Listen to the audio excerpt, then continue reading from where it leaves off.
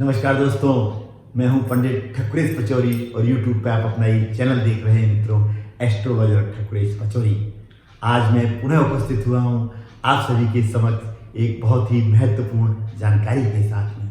मित्रों, आज हम एक ऐसी रात्रि के बारे में चर्चा करने के लिए उपस्थित हुए हैं जिस रात्रि का अपने आप में एक विशेष महत्व है। मित्रों, ठीक समझा, आज हम बात करेंगे महाशिवरात्रि के बारे में।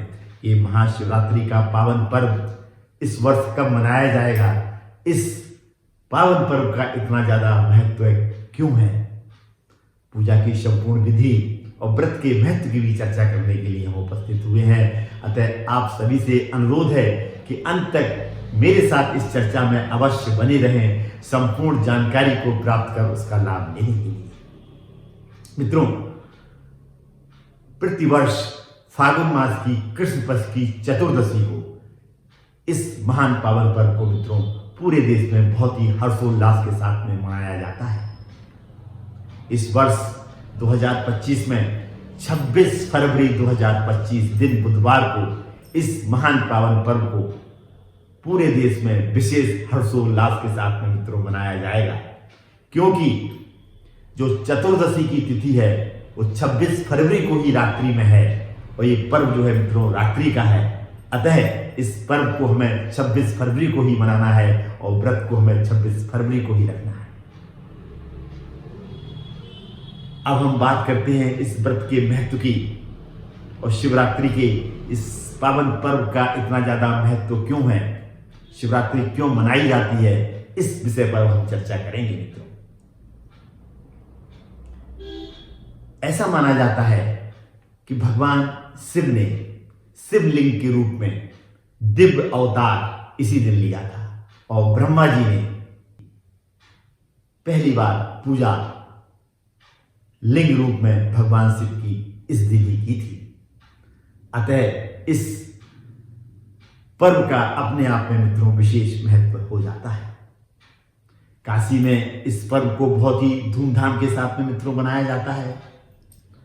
इस दिन काशी का कोना कोना बम बम की गूंज से मित्रों गूंज उठता है।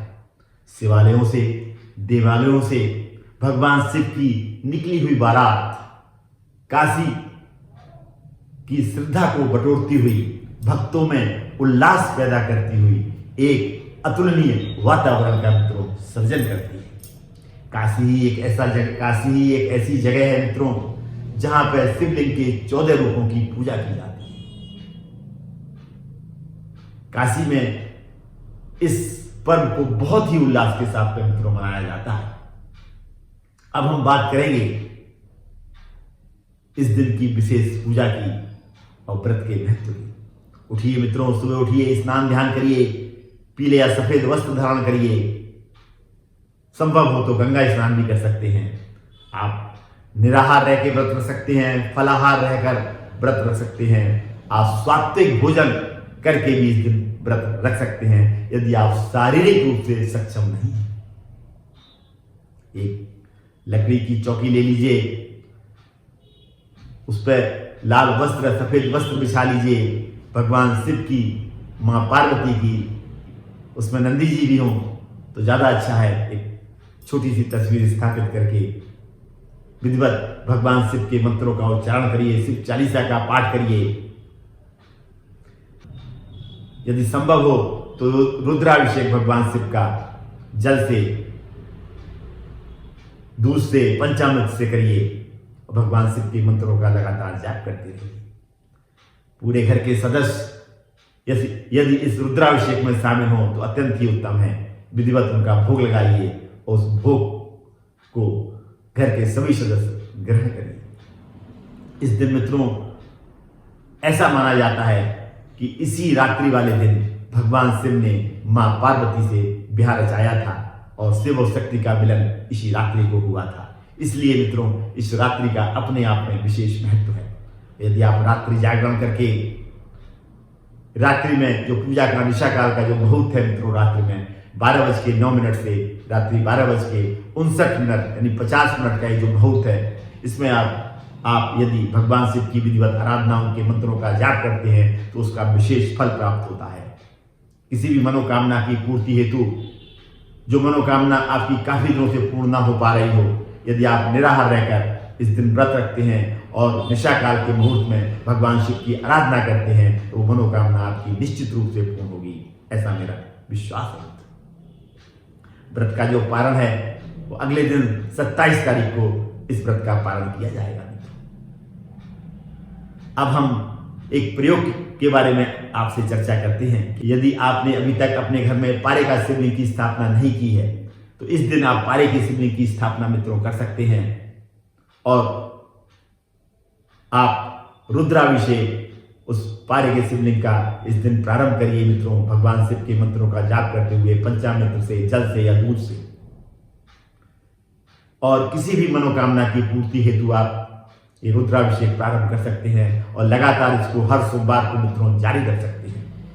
तो मनोकामना कितने भी कठिन क्यों ना हो वो अवश्य ही मित्रों पूर्ण होगी, क्योंकि भगवान शिव को अत्यंत ही भोला माना गया है।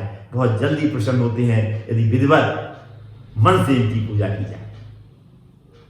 तो आप एक छोटा सा प्रयोग इस दिन कर सकते हैं मित्रों। यदि मित्रों आप घर पर पूजा करते हैं भगवान शिव की तो अत्यंत उत्तम है, नहीं तो आप मंदिर में जाकर भी भगवान शिव की पूजा कर सकते हैं। बेलपत्र, भांग धतूरा इत्यादि चढ़ा के उनका अभिषेक कर सकते हैं। कैसा लगा मित्रों आपको मेरा ये एपिसोड? यदि अच्छा लगा तो कमेंट बॉक्स में बम बम भोले लिखना ना भूलें और इस मेरी चर्चा को ज़्यादा से ज़्यादा शेयर करें ताकि ये जानकारी अन्य लोगों तक भी आपके माध्यम से पहुंच सके। अत्यंत खुशी होगी मुझको। आज मैं अपनी वाणी को इस भावना के साथ में यहीं पर विराम देता हूं कि आप सभी पर भोले बाबा माँ पार्वती की कृपा बनी रहे और आपकी जो मनोकामनाएं हैं वो पूर्ण हो।